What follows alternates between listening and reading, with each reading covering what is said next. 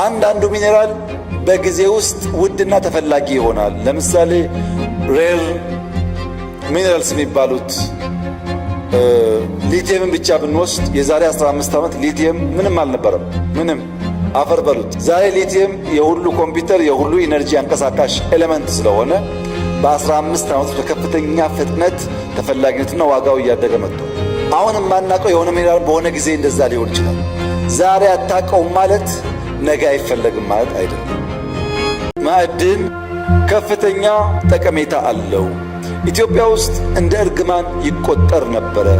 እንደ እርግማን የሚያስበውን እሳቤ ብሬክ አድርገነዋል። የለም አሁን እርግማን አይደለም።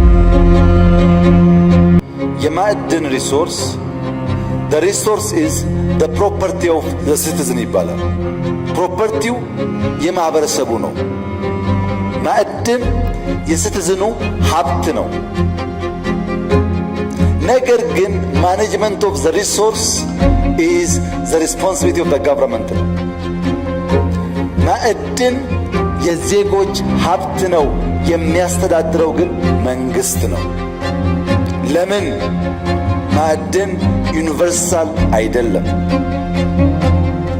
ውስን አላቂ አንድም ማህበረሰብ የሚያስፈነጥር ስለሆነ የህዝብ ሀብት ነው።